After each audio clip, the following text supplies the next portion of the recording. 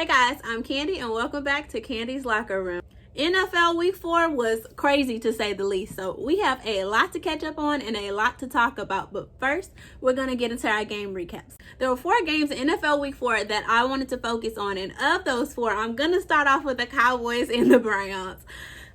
Y'all, I am so embarrassed because I said, it's going to be a close game, and it was everything but a close game at certain points. Let me just start by saying the Browns are by no means the team that they used to be, and I say that in a good way. They are way better than they have been in past seasons, and this is a team that Cleveland has been waiting on for a really long time, and unfortunately the Cowboys saw that on Sunday.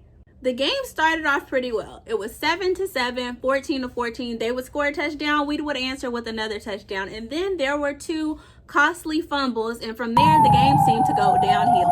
So guys, there was one point in the third quarter and the score had gotten up to like 41-14. And we are just at home watching the game like, oh my God, it's over for the Cowboys. And then Dak throws a touchdown to Pollard, and things start to go up from there into the fourth quarter for the Cowboys. We scored again, and then scored again, and the game started to turn around, and we actually had time left on the clock until Baker Mayfield does a trick play and flips the ball to Odell Beckham, and he runs it in for a 50-yard touchdown on my poor Dallas Cowboys. And if that wasn't enough, he went to the stands and rubbed it in the fans' face, and he's just waving. I was hurt. I know the Cowboys were hurt, and that wasn't even the worst of it. This was Odell Beckham's 3rd touchdown of the game, but that just ended our hope of the night for us. Needless to say, the Cowboys allegedly lost to the Browns 38-49. But in the Cowboys' defense, they have no defense. Originally, one of the 4 games that I was interested in was the Giants and the Rams, but I'm not going to talk about that game. I want to talk about this Texans and Vikings game. Unfortunately for the Texans in week 4, it was more of the same story of penalties, sacks, incomplete passes, and so on. I was rooting for the Texans, I really was, but they didn't even score a touchdown until the 3rd quarter of this game, and even then they scored one more. So throughout the whole game, they scored 2 touchdowns and 3 field goals. Field goals aren't going to win you a game. They lost to the Vikings 31-23.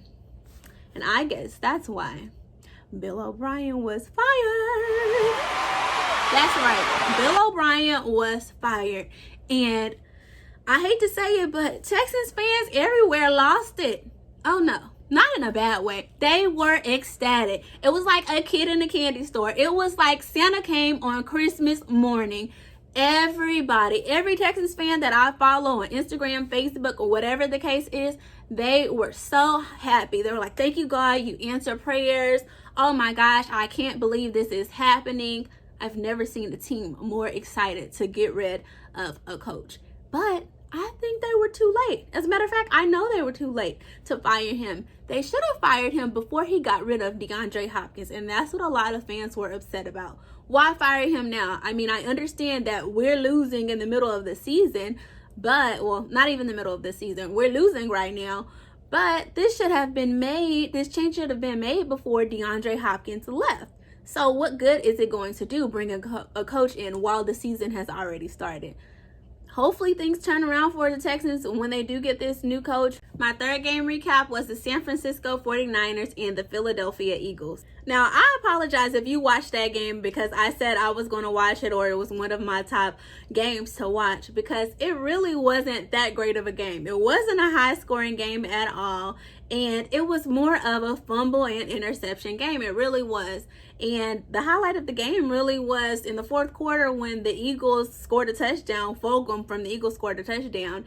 And that was pretty much it. The score was 25-20. The Eagles won, and that concluded the game. Drum roll, please. Now it's time for the game that I was most excited to watch, but I honestly didn't think was going to happen. And this was the Kansas City Chiefs versus the New England Patriots on Monday night. I wanted to see this game because I wanted to see how the Patriots would do without Cam Newton. And as we saw, they didn't do too great. This was another game of a lot of interceptions, and the score was 10-26. The Patriots had 10 points. The Kansas City Chiefs had 26. And the highlight of the game was Stidham getting his first NFL touchdown. So congratulations to him. And him and Hoyer split the game up playing quarterback. But I think it's safe to say that the Patriots fans are ready for Cam Newton to get better and get back on the field. And I am too. That's why I went out and bought my Patriots jersey and my Patriots hat.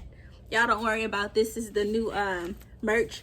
This is how it looks. The whole tape looks. So go cop these. Now it's time for Candy's flag on the play. Or should I say family feud. Golden Tate and Jalen Ramsey got into a brawl on the field. Now, why did I say family feud? Well, because Jalen Ramsey is the father to two of Tate's younger nieces. And it goes off the field, the drama.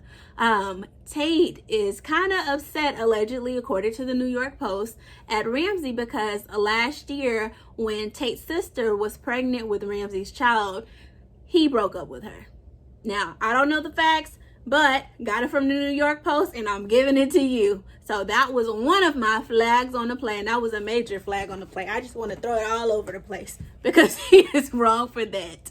Another one, in the same game, Aaron Donald and Nick Gates, aka David and Goliath, two giants on the field, get into a shoving match, a helmet, face mask match, and they're just pulling and shoving each other back and forth.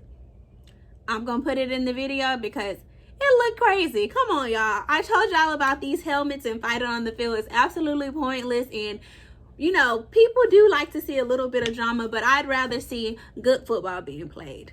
Now it's time for my hot shot and fumble of the week. It seems like this season in the NFL, it is all about the plaid and the stripes as far as fashion. So my hot shots of the week are Dak Prescott and Jonathan Taylor, both styled by Gents Playbook, who I follow on Instagram. And I've been seeing him post a lot of guys in stripes and plaid. And these two I thought looked particularly nice. I said that all wrong. Particularly nice for week 4. Dak Prescott had on a light gray plaid suit tailored to him, looked really nice. And Jonathan Taylor had on a slightly light blue suit that was also plaid and tailored to him. And they both looked really well. So those are my hot shots of the week, definitely. Now, my fumble of the week is the person that I feel like could have brought a little bit more of their A game when it comes to dressing up for their game day. And that is Cooper Kupp of the Los Angeles Rams. Now, granted, he's in Los Angeles and they have a totally different style out there. I feel like he could have come in something a little bit more dressy. There's nothing wrong with slightly casual on game day, but he was a little bit too casual for me. It's time for my Q&A portion of Candy's Locker Room.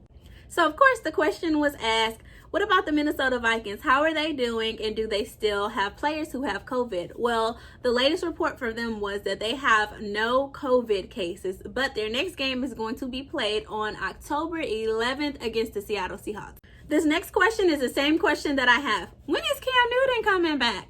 Well, that's a great question. Cam Newton himself probably doesn't know yet, but the good news is that it's been reported that he hasn't shown any symptoms as of yet. Hopefully he doesn't.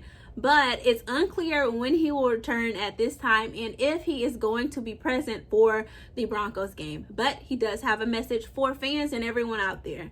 Wear your mask and social distance from other people. This next question is a question that a lot of people who don't already know need to know and want to know the answer to, and that is, who is going to be the Texans' next head coach? Well, he was also the GM, so they're going to have someone else for that as well. But as far as head coach goes, they have Romeo Crennel. I don't know how to say his last name. It's Crennel, but he's the new head coach, and supposedly he brings a lot of experience as head coach and assistant coach. He has been doing that since the 1980s, so hopefully he comes in and turns the Texans season around. The next question I thought was really funny. They asked, do the Cowboys regret losing Jason Garrett?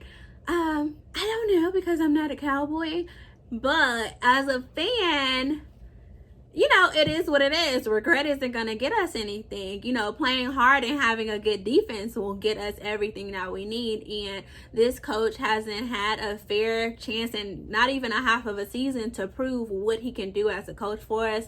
So right now, I would say I hope there's not much regret there because he hasn't had a chance to prove himself. But I will know by the end of the season, you know, some of those players get outspoken and speak their truth about their coaches and their teammates. So at the end of the season, I'm sure we'll be hearing more. Thank you so much for tuning in to Candy's Locker Room. Don't forget, I'm going to be posting a video on Sunday talking about my NFL Week 5 picks. So thank you for watching this recap. Don't forget to subscribe to my YouTube, Candy's Locker Room, and follow my Instagram so we can keep in contact, Candy's Locker Room. And hopefully my Cowboys will do better next week and I won't have to do this to their jersey. All right, guys, I will see you soon.